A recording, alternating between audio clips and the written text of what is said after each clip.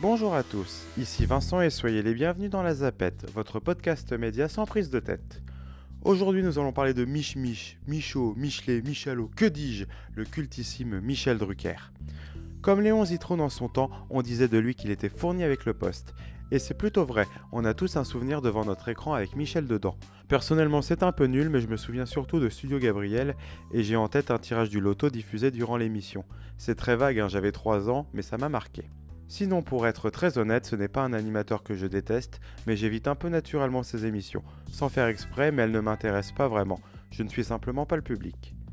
Le bonhomme est quand même à l'antenne depuis 1964, il a tout présenté ou presque, nier son impact considérable sur l'histoire de la télévision serait une grossière erreur. En préparant la vidéo, j'ai écouté pas mal d'interviews qu'il a accordées ces derniers mois et je le trouve plutôt passionnant, complètement passéiste, mais c'est désormais son fonds de commerce. Je digresse un peu, mais si vous voulez faire un jeu à boire, prenez une interview au hasard de Michel Drucker sur YouTube. Dès qu'il parle d'un mort, vous buvez un coup. Si vous voulez prendre une cuite rapide, c'est parfait. L'abus d'alcool est dangereux pour la santé, à consommer avec modération. Revenons à nos moutons. France Télévisions a elle aussi bien compris la nostalgie du temps passé qui envahit notre animateur. Nous évoquions la dernière fois le déplacement de Déchiffrer des lettres le week-end, et Michel Drucker est lié à un autre des changements de grille.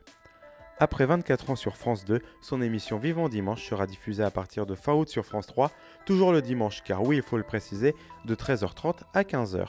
La formule évoluera légèrement, tournée davantage vers l'humour et les régions, parce que France 3, et tous les mois un épisode sera consacré à une personne disparue. Bourvil, Jacques Brel, Annie Cordy, etc. Cap vers la grosse déconnade donc. Le canapé lui restera rouge, par contre, dommage, du bleu aurait été plus cohérent. Un changement dans la continuité donc, le principal intéressé semble très bien le vivre. Il sera selon lui la tête d'affiche de la chaîne avec Cyril Ferraud. Oui, d'accord, allez, si tu veux Mich Mich. Il ne faut pas oublier que si le bonhomme fait là sa 58e rentrée et va sur ses 80 ans, il revient surtout de très loin. Entre septembre 2020 et avril 2021, il n'est pas apparu à l'antenne autrement que via des best-of. Il a subi des gros problèmes de santé qui l'ont éloigné tout ce temps des plateaux. Depuis son retour, sans faire du commérage, mais pour avoir regardé quelques-uns de ses passages télé, on sent que Michel a pris, comme on dit chez moi, un coup de pelle. Sa voix est un peu usée, sa démarche hésitante et c'est tout à fait normal. Il se porte quand même très bien pour quelqu'un de son âge. La télé c'est comme la boîte, ça conserve. Néanmoins, il ne semble pas résigné à abandonner la télévision, au contraire. Il se projette dans les 10 prochaines années et se voit très bien mourir sur scène. Après, s'il pouvait éviter de mourir en direct devant des millions de téléspectateurs, je pense que ça arrangerait tout le monde. On en reparlera dans une prochaine zapette. À carrière similaire, Jean-Pierre Foucault a lui quasiment raccroché, n'animant que le loto et Miss Sexisme, pardon Miss France ce n'est pas le sujet, une fois par an. Mais Michel Drucker le reconnaît lui-même, il en est incapable. Sa vie sans la télé n'aurait plus aucun sens. Thierry Ardisson l'a même dit dans une interview, je cite « On sait que Michel Drucker va mourir s'il quitte l'antenne ». Néanmoins, même si France Télévisions lui a renouvelé sa confiance pour au minimum 2 ans, ce transfert peut être vu comme une mise au placard progressive. Cela n'est pas le premier exemple de transfert d'émission de la 2 vers la 3, vaut mieux ça qu'une suppression définitive. France 2 pense à l'après Michel Drucker et a annoncé l'arrivée de Frédéric Lopez pour lui succéder. Selon moi, c'est un excellent choix. L'animateur est sympa, gentil, bienveillant, beau gosse et son retour est une bonne nouvelle. Et aussi, Jarry qui animera une émission random qui sera diffusée un dimanche sur 3 à cause du sport et dont on s'étonnera après qu'elle ne marche pas. Concernant France 3, la chaîne ne diffusait pas grand chose sur ce créneau-là. Le transfert de Vivement Dimanche ne devrait pas trop perturber le public de la chaîne, qui est tout de même très âgé et parfaitement dans la cible de l'émission. France 3 peut même y gagner beaucoup, cela va renforcer sa grille qui va pouvoir ensuite enchaîner avec son blog jeu juste après. Même si c'est un public âgé, il n'est pas à négliger et le potentiel d'audience et donc de rentrée publicitaire est vraiment intéressant. Malgré les apparences, ce podcast n'est pas de droite. Cependant, si Michel Drucker ne veut pas raccrocher, et même si France Télévisions lui renouvelle sa confiance, n'allons pas finir sur quelque chose de pathétique? Je m'explique. L'âge avancé de Michel reste un frein à sa santé, et en extrapolant à l'équilibre de la grille de la 3. C'est une réflexion relativement cynique mais qui a le mérite d'exister. Sans parler de décès, mais rien qu'un souci de santé peut le faire éloigner des plateaux. C'est arrivé il y a 2 ans, il n'est pas exclu que cela arrive de nouveau. Et même si notre Michel a commenté le Big Bang, il n'est pas immortel. Il est possible que le groupe ait encore en tête comment s'est déroulé l'arrêt des émissions de Jacques Martin en 1998.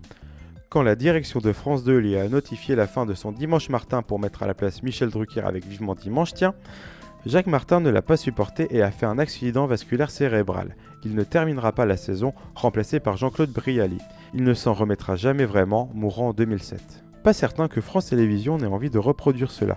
Vu ce que l'on a dit tout à l'heure, cela serait un gros risque pour l'image, alors que France 3 a beaucoup à y gagner. On peut bien laisser 1h30 de Michel Drucker par semaine. Je pense que les 185 personnes qui ont signé la pétition pour la mise en retraite de Monsieur Michel Drucker vont s'en remettre. De plus, le groupe sait pertinemment que dans tous les cas, si elle se séparait de Drucker, une certaine chaîne bien connue pour recycler certaines gloires passées de la télévision sautera sur l'occasion pour le recruter. Pas forcément pour les meilleures raisons. L'animateur a su prouver sa loyauté pour le service public, ne l'ayant quitté que 4 ans suite à son licenciement en 1990 et revenant en courant dès que l'occasion s'est présentée. Si vous voulez mon avis, je pense sincèrement que France Télévisions le garde vraiment pour service rendu et pour se faire une belle image. Elle protège un des animateurs qui a fait son succès et qui était plus qu'un bon soldat du groupe, sauf avec Laurent Delahousse. Puis une personne qui refuse de prendre sa retraite, ça doit donner des frissons de plaisir à quelques politiques, c'est toujours ça. J'espère d'ailleurs que Michel Drucker animera sa propre émission nécrologique le jour où il nous quittera. Il a de l'humour, il en serait capable. Encore faut-il qu'on ose lui proposer de l'enregistrer. Et vous, qu'en pensez-vous? La place de Michel Drucker est-elle dans la télé ou devant sa télé? Échangeons ensemble dans les commentaires, avec grand plaisir en tout cas. Je vous invite à vous abonner si ce n'est pas déjà fait, c'est un boost incroyable pour moi. A très bientôt, bye bye.